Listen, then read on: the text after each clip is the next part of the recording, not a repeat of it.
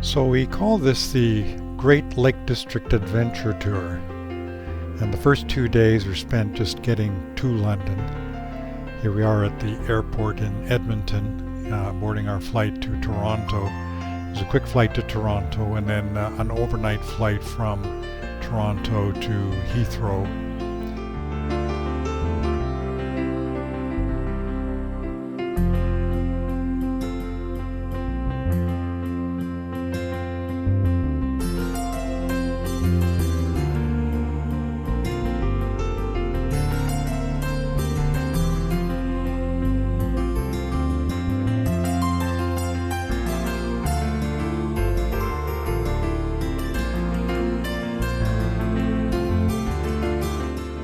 And as we flew over London the next morning, this is about 11:50 in the morning. Here we could see the Thames River as we came into land.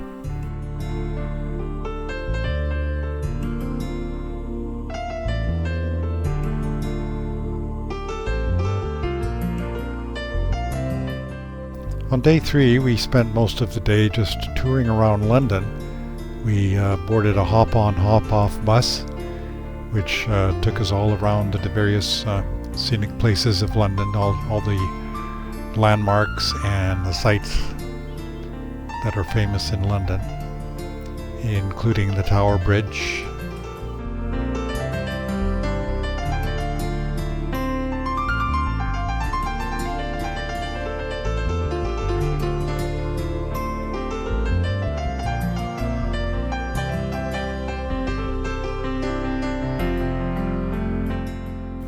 And of course, Big Ben and the Houses of Parliament.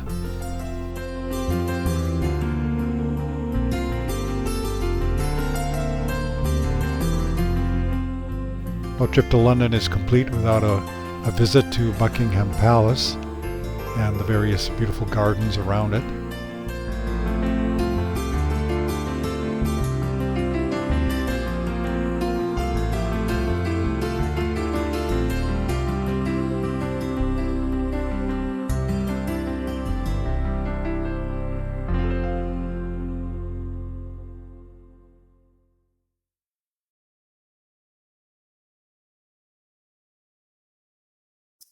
On day 4, we took a bus tour down to the port of Dover, and from there we were able to see the White Cliffs, the famous White Cliffs of Dover. Now you can't see very much of the cliffs from the land. Best view is out in the English Channel, but this afforded a really good view of the white limestone rock that forms the cliffs. And from there we went to Dover Castle. Dover Castle's been going since the 11th century.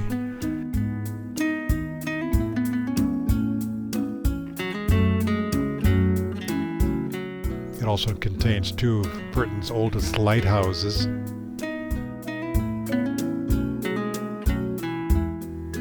And then we took the bus tour along to the town of Canterbury.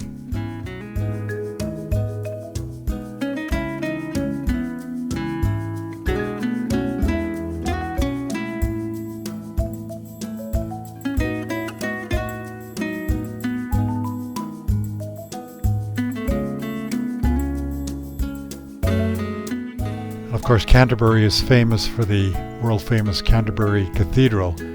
This is just an immense church. It's an amazing place.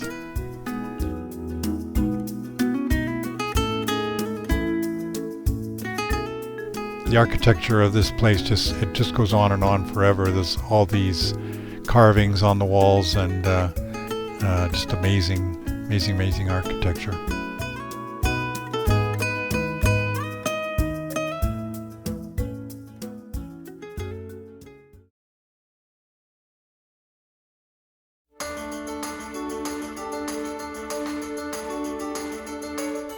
On day 5, we took the 1-hour flight from London up to Newcastle, which is on the eastern coast of England, in the northeast, where we were going to pick up the MGB.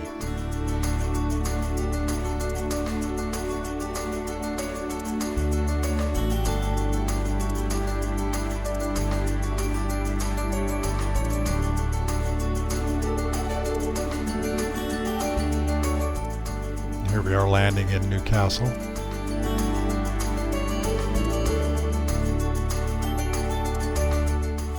And we picked up the MG from our rental place.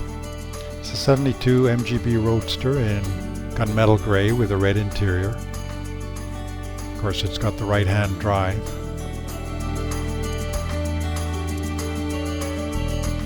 And it served us well for the 7 days that we had it. It always started and ran well, even on the cold days.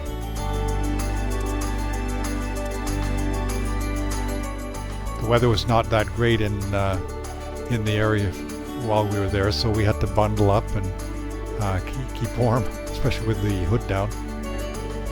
Here we are on our way to our first bed and breakfast in Kendal. And because of an error with our GPS, we were kind of diverted off the main highway onto some side roads, which proved to be kind of challenging it, especially when we were just getting used to driving on the left-hand side of the road with the steering wheel on the right-hand side of the car. But it proved to be kind of an exciting first day of driving.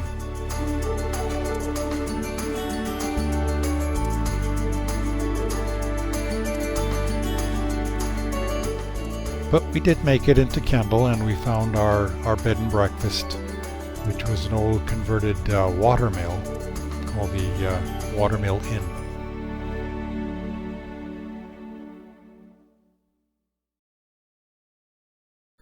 The next day was spent traveling to the town of Preston, which is where I was born, and this is the hospital I was born in. My two cousins met us there and took us around the town to see some of the places where my parents would have spent their childhood and their growing up years. Some of the housing where they lived in, and the house that we lived in before we moved to Canada. My grandfather worked on the docks down by the river.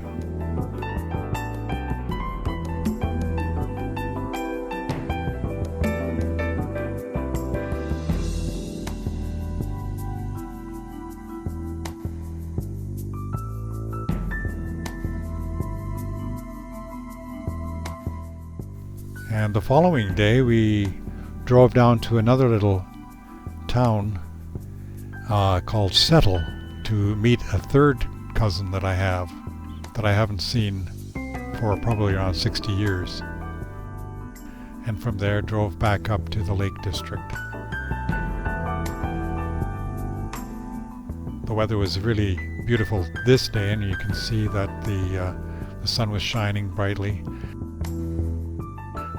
We took a tour on the Lake Windermere that evening.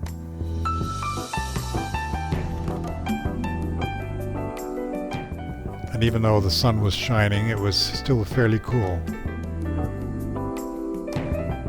These are some of the buildings along the shore, some of the old hotels.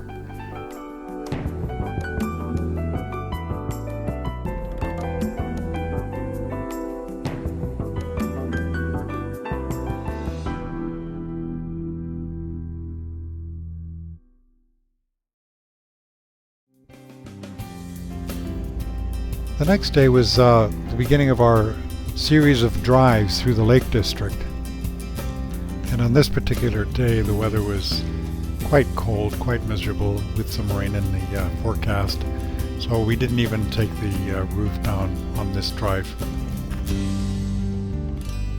And again, on these winding, curving roads, this one was actually quite a bit wider than a lot of the lanes that we drove on. Our destination was on the extreme western coast of England, in a place called Drigg Beach. And as you can see, there was only one other vehicle in the parking lot. Quite a miserable day. Looking directly west from this beach is the Isle of Man, famous for the famous TT races. But again, not a lot of people enjoying the seaside this day.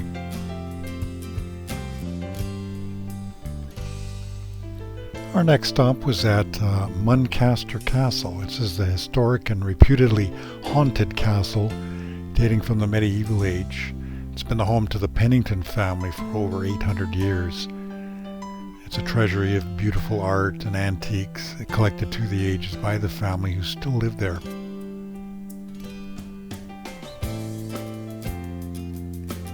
One of the attractions at the castle is a hawk and owl show that they put on daily, where they fly these birds. Here's some buzzards that they're displaying. And around the castle was all this beautiful countryside. Again, because of the weather, it is not as spectacular as it could be, but it's still very nice.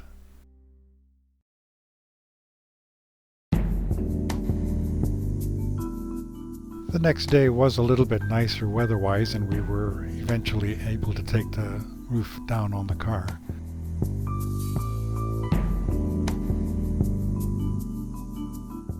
And as the sun slowly peeks through, we can see the valleys and the mountains and just a beautiful scenery. Our first stop was at the Castlerig Stone Circle. This is one of the many stone circles in England, and it's thought to have been constructed about 3000 BC. It's potentially one of the earliest in the country.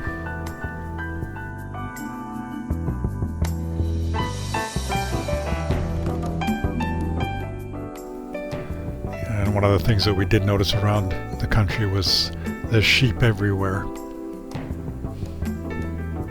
This is the Aeroforce waterfall. There's a hiking trail through the woods here, which lead to this 65-foot waterfall.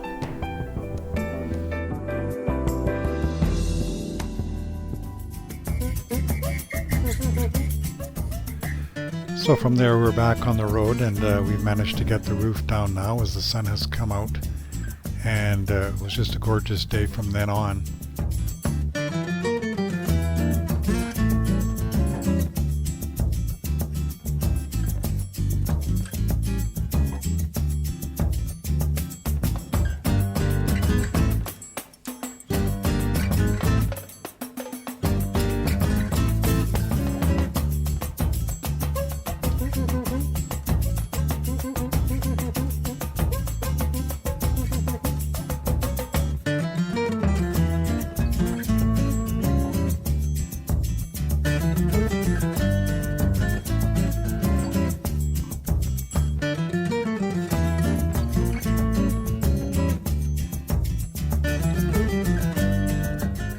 And as we head out of the valley, we start to climb the Kirkstone Pass, which is the highest pass in the Lake District at 1,500 feet. The name of the pass comes from a prominent stone, the Kirkstone, which stands just a few yards past the inn at the summit of the pass. Its shadow resembles a steeple, and Kirk means church in Old Norse, and was a variant to Old English.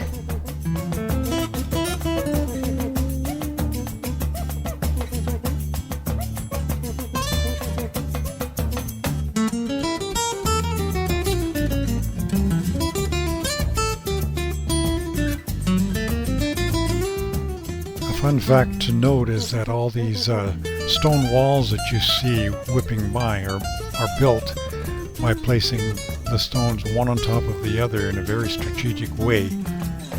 There's absolutely no mortar or cement to hold them together. It's quite a skilled art, and these walls do require a certain amount of repair once in a while.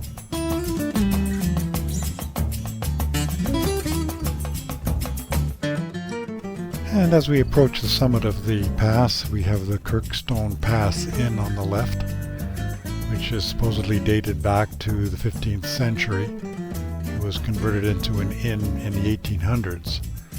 Unfortunately, it's permanently closed now, so hard to get a pint while you look at this beautiful scenery.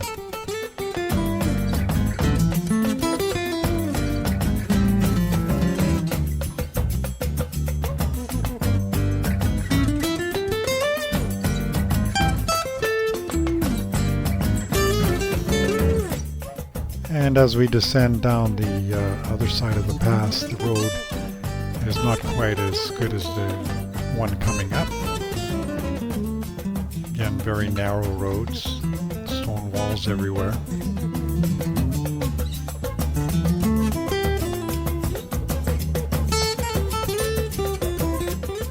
But we do eventually find our way back into the valley.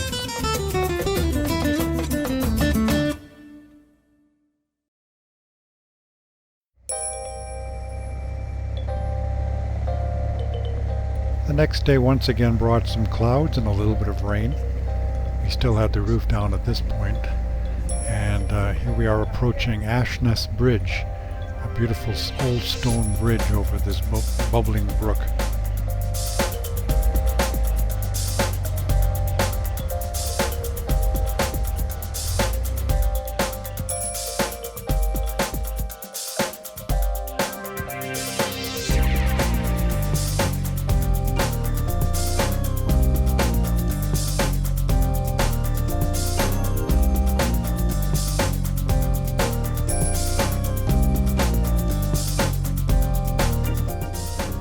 Now you'll notice as we drive up this lane here that there's a Texas gate, and that is because, as I mentioned before, the sheep were all over the place.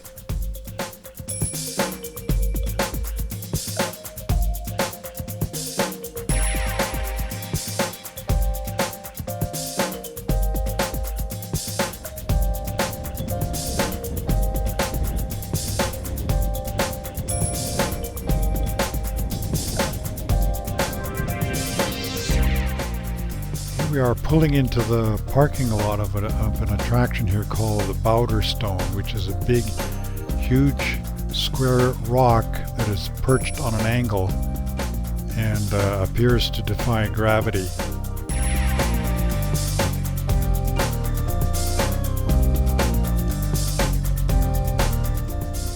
So now we have the roof back up, and the rain's starting to come down as we head into the Honister Pass, and again goes over a cattle gate because the sheep are in abundance all over the road and everywhere.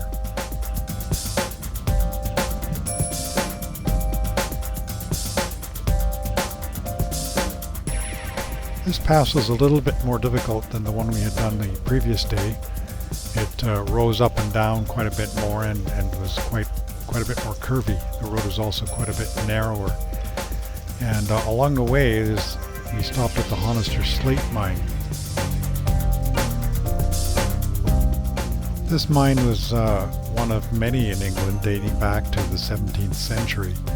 And over the years, thousands of tons of slate have been mined out of here. It was closed down in the late 80s and then reopened again in the early 1990s, and is now a very popular tourist attraction.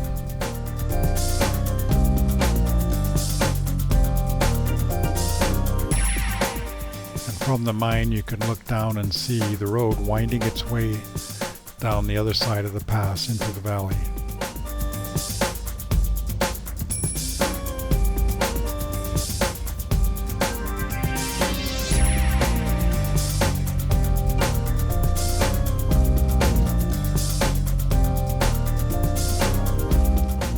Now, this was by far the most interesting pass to drive, and unfortunately because of the weather it really wasn't as exciting as I had hoped it would be. But nonetheless, even with the fog on the windows and the wiper blades going, it was a very interesting drive.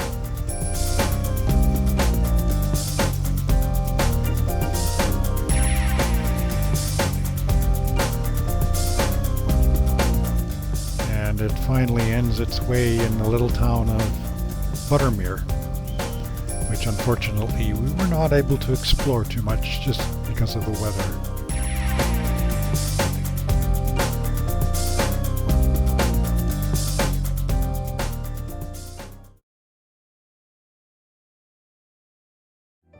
So sadly, day 11 was our last day in northern England with the MG, and we had to head back to Newcastle to return it.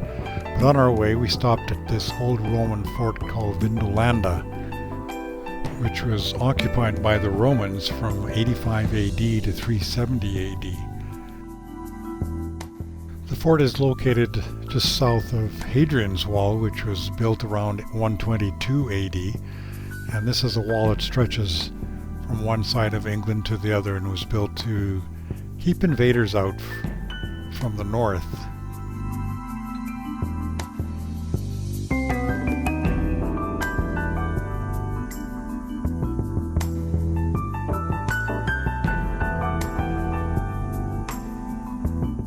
So after we returned the MG to the rental place, we flew back to London, and we spent another day there just touring around. We took this little Thames River cruise, which was beautiful sunny day, and we saw sights of London from quite an interesting angle.